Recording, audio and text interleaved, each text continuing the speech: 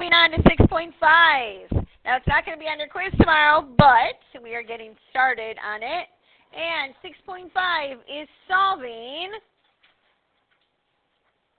radical equations. So the whole idea is that we need to get our radical by itself so that we can get rid of the radical.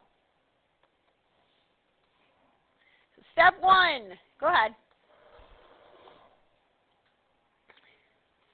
Isolate the radical. And I'm going to say it this way. A radical is the same as a or fractional exponent.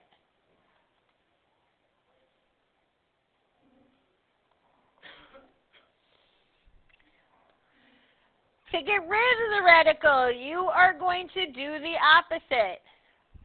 So do opposite operation to both sides.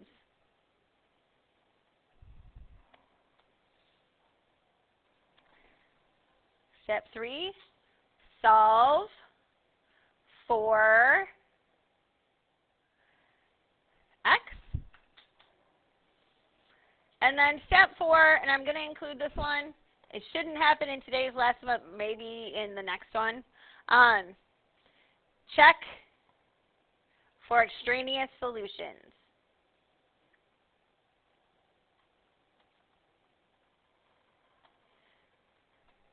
An extraneous solution is one in which you get an answer, but if you plug it back in, it doesn't work. So your math works out that it's supposed to work, but it doesn't. That's an extraneous solution. That's possible. That's why we got to check for them. Sometimes it happens. All right. So I'm going to start off really, really easy. Super easy today. No, really not. It'll be okay. Do you trust me? Sure. Example number 1. Let's say I have the square root of 3x plus 5 equals 10. So right now, that radical is already isolated, right? It's all by itself on this side. So we're going to do the opposite operation. Instead of it being a square root, the opposite is squaring it. Whatever you do to one side, you have to do to the other, right? So I'm going to square it. On this side, the square root and the squared, they cancel each other. So I'm just left with 3x plus 5. On that side, 10 squared is 100. Now we just solve what we got left. We're going to subtract 5 to the other side. So we have 3x equals 95. And divide both sides by 3. And x equals 95 over 3.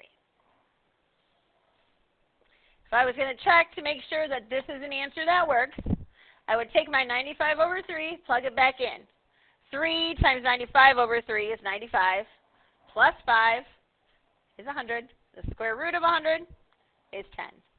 So it works, right? Okay. Example number 2. Let's go with 4 square root x minus 1 equals 5. So the first thing I have to do is I need to get that square root x all by itself. How do I do that? Good, we're going to add 1 over. So I have 4 square root x equals 6. Oops, square root x, what am I doing? Ooh, square root x equals 6. Okay, is that square root all by itself? Not yet, it's not. It still has a coefficient in front. So I got to divide both sides by 4. So I get the square root of x equals 3 over 2 if I reduce that, right? Now, how do I get rid of the square root? square it. So we're going to square both sides. On this side, we get x. On this side, 3 over 2 times 3 over 2 is 9 over 4. Final answer. Okay. Now, real quick, how else can I write the square root of something? With what thing? Fractional exponent, absolutely. So right here, I can actually have, I'm going to get rid of that for a second. Instead of having the square root of x, I can have x to the 1/2, right? So in order to get rid of 1/2, I'm going to actually multiply by its reciprocal on the exponent. Whatever I do to one side, I have to do to the other. You see how those exponents then are going to cancel when they multiply? That's going to happen in the next one. So here we go with example number 3. Let's say I have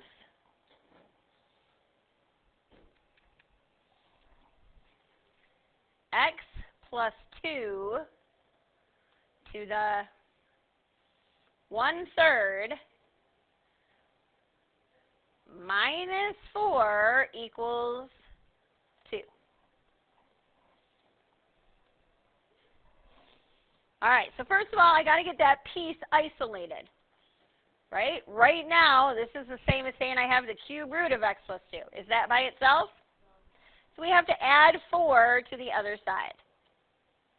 So now I have x plus 2 to the 1/3 equals 6. Well, to get rid of the 1/3 exponent, I'm going to raise it to the 3rd power. Whatever I do to one side, I have to do to the other side. So on this side, those exponents are going to cancel each other. So I have x plus 2 equals 6 to the 3rd, or I think that's, thank you, 216. And then we just subtract 2 to the other side. So you have x equals 214.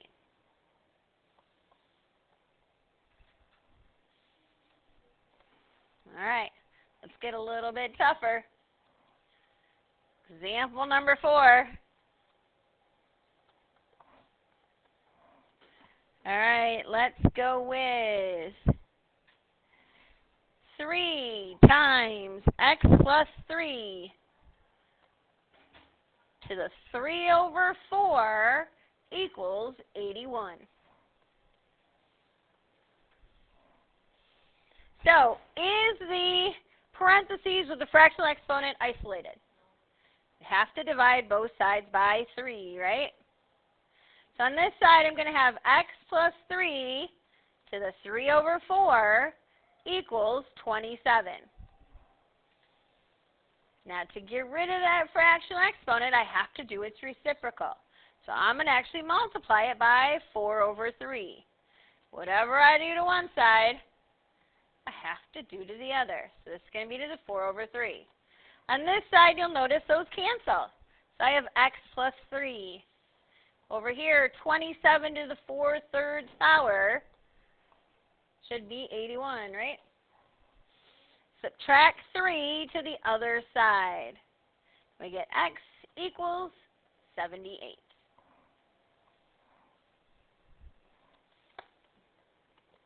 Questions?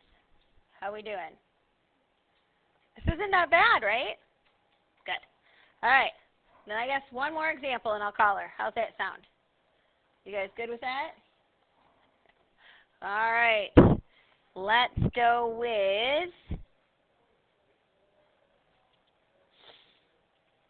3 plus 4 minus x to the 3/2 equals 11. All right, what do you think we should do first? Good, minus 3. I agree with Madison. So I have 4 minus x to the 3/2 equals 8. All right, now to get rid of that 3/2 exponent, we're going to take it to the 2/3. Does everybody understand that part? Whatever we do to this side, we have to do to this side. All right, on this side, those fractional exponents cancel each other. And I have 4 minus x. 8 to the 2/3 is 4. Subtract 4 to the other side. I get negative x equals 0. Divide by a negative 1 and x equals 0. All right, this isn't so bad. So your assignment is 9 through 25 odd. I know it's weird. I know it's totally weird. But I wanted to give you the opportunity that if you wanted to check your answers with the back of the book, okay, if you wanted to check your answers with the back of the book, you could do so. All right?